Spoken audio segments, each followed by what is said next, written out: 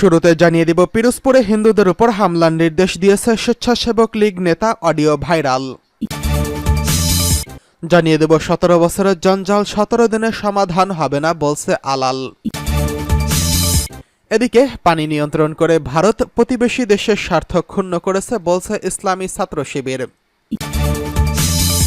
জানিয়ে দেব, হাতিরঝিলে জামায়াত ইসলামের রুকুন সম্মেলন আজ। সর্বশেষ জানিয়ে দেব, সাবেক মন্ত্রী রাশেদ খান মেনন গ্রেফতার। পিরোজপুরের হিন্দুদের উপর হামলার নির্দেশ দেয় স্বেচ্ছাসেবক লীগ নেতা, অডিও ভাইরাল।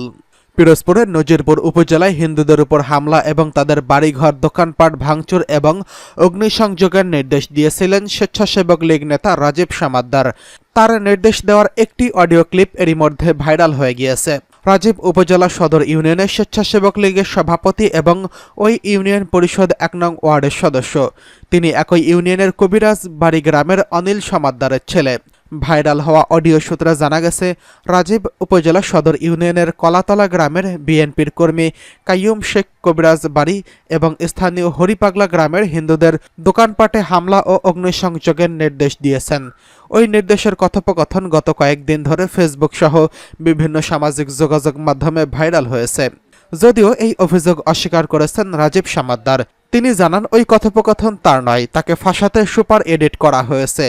ভুক্তভোগীরা জানান, গত 5 আগস্ট আওয়ামী লীগ সরকারের পতনের পর বিকেলে স্থানীয় হরিপাগলা ও কবিরাজবাড়ি এলাকায় বাজারে লুটপাট ও অগ্নিসংযোগ করা হয়। এ সময় ওই ওয়ার্ড আওয়ামী লীগের সাধারণ সম্পাদক হিমাংশু সামাদ্দারের দোকানপাট সহ কয়েকটি দোকানে লুটপাট ও ভাঙচুর করা হয়।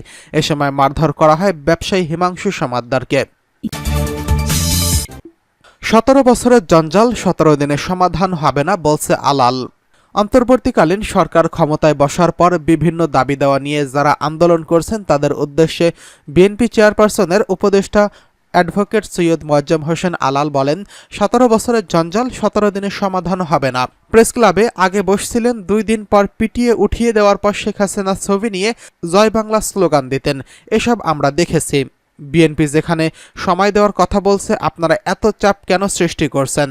বৃহস্পতিবার রাজধানীর জাতীয় প্রেস ক্লাবে আব্দুস সালাম হলে জিয়াউর রহমান সমাজ কল্যাণ ফোরামে প্রতিষ্ঠা বার্ষিকী এবং ছাত্র জনতার গণহত্যা দায়ী খুনি হাসিনার বিচারের দাবিতে আয়োজিত এক প্রতিবাদ সভায় তিনি এসব কথা বলেন। দলীয় নেতাকর্মীদের উদ্দেশ্যে মোয়াজ্জেম হোসেন আলাল বলেন, আমরা সরকারকে বলেছি যৌক্তিক একটি সময়ের মধ্যে নির্বাচনের আয়োজন করতে হবে। সেদিন পর্যন্ত কোনো রকম সংঘর্ষ এবং কোনো কুকীর্তিতে আমরা যেন না যাই। আলাল বলেন, সরকার সমালোচনার জন্য আমাদের নানা মামলা দেওয়া হচ্ছে, কিন্তু এই শাসনের অবসান হয়েছে। প্রথমে ছাত্ররা তাদের দাবি নিয়ে আন্দোলনে নেমেছে, পরে বিএনপি সহ বিভিন্ন রাজনৈতিক দল সহ সাধারণ মানুষ আন্দোলনে যোগ দিয়েছেন। এই কথা অস্বীকারের উপায় নেই। যারা এতে অবদান রেখেছেন তাদের সাধুবাদ জানাই। সর্বশেষ হিসেব অনুযায়ী 204 জন বিএনপির নেতাকর্মী এই আন্দোলনে নিহত হয়েছেন।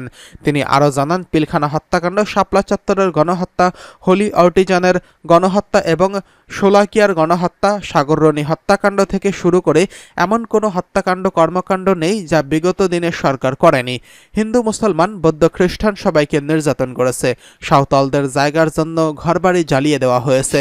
রামু, নসিরনগরে আগুন দিয়ে পুড়িয়ে দেওয়া হয়েছিল। রানা প্লাজা ধসে 1200 শ্রমিকের জীবন যাওয়ার পর মন্ত্রী এসে বলেছে বিএনপি বিল্ডিং ধরে নাড়াচাড়া করেছে।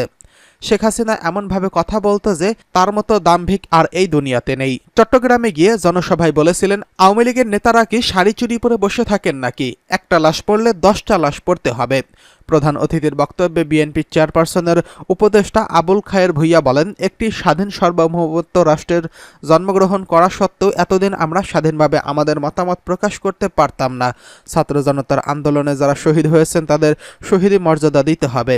তিনি আরও বলেন, বাংলাদেশে বিগত 17 বছরে একটি লোক দায়ী, বিচারপতি খায়রুল হক। তত্ত্বাবধায়ক সরকারের বিধান বাতিল করার ফলে যত লোক খুন, গুম হয়েছে, পাচার হয়েছে, সমস্ত দায় খায়রুল হককে নিতে হবে। তাকে অবিলম্বে আইনের আওতায় এনে কী উদ্দেশ্যে তত্ত্বাবধায়ক সরকার বাতিল করে এত ঝামেলা করেছে তার জবাবদিহিতার আওতায় আনতে হবে। পানি নিয়ন্ত্রণ করে ভারত প্রতিবেশী দেশের স্বার্থ ক্ষুণ্ণ করেছে।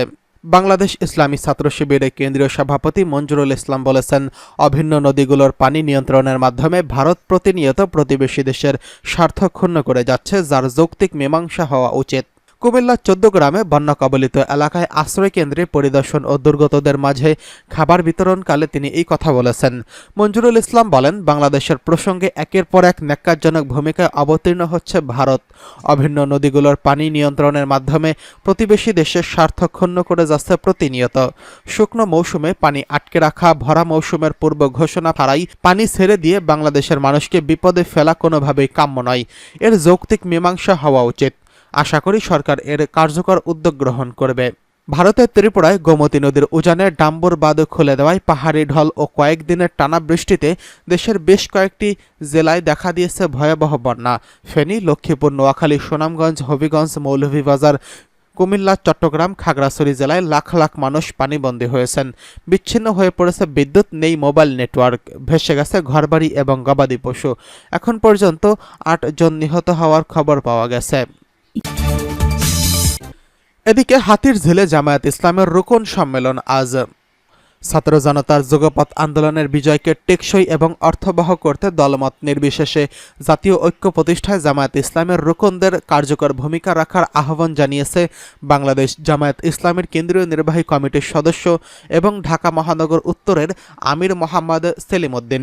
শহীদদের স্বপ্ন, ন্যায় বিচার এবং সাম্যের সমাজ প্রতিষ্ঠায় সবাইকে একযোগে কাজ করার আহ্বান জানিয়েছে। শুক্রবার হাতিরঝিলে অনুষ্ঠিত জামায়াতের রুকন সম্মেলনে এই কথা বলেন জামায়াত ইসলামের আমির, ঢাকা মহানগর উত্তরের প্রচার ও মিডিয়া সম্পাদক মোহাম্মদ আতাউর রহমান সরকার।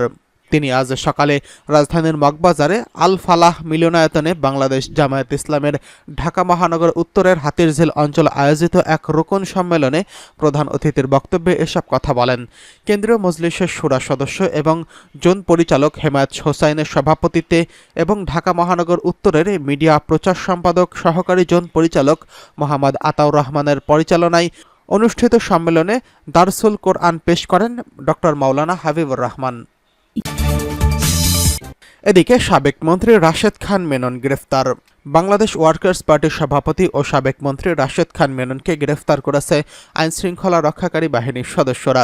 রাজধানীর বনানী বাসা থেকে আটক হন আওয়ামী লীগের নেতৃত্বাধীন ১৪ দলের এই নেতা। রাশেদ খান মেননের গ্রেফতারের খবর নিশ্চিত করেছে ওয়ার্কার্স পার্টির কেন্দ্রীয় মিডিয়া বিভাগের আহ্বায়ক মোস্তফা আলমগীর রতন। গত ৫ই আগস্ট ছাত্র জনতার তীব্র গণ আন্দোলনের মুখে প্রধানমন্ত্রীর পদ থেকে পদত্যাগ করেন এবং দেশ ছাড়েন আওয়ামী লীগ সভাপতি শেখ হাসিনা। এর মাধ্যমে ১৫.৫ বছরের শাসনের অবসান হয়। তিনি বর্তমানে ভারতে অবস্থান করছেন। সরকার পতনের পর শেখ হাসিনা সহ সাবেক মন্ত্রী, প্রতিমন্ত্রী এবং আওয়ামী লীগ নেতাকর্মীদের বেশ কয়েকটি হত্যা মামলা হয়েছে। ১৪ দল নেতা রাশেদ খান মেনন এবং জাতীয় সমাজতান্ত্রিক দলের সভাপতি হাসানুল হক ইনুন নামেও হত্যা মামলা হয়েছে। আন্তর্জাতিক অপরাধ ট্রাইব্যুনালেও সাবেক প্রধানমন্ত্রী শেখ হাসিনা এবং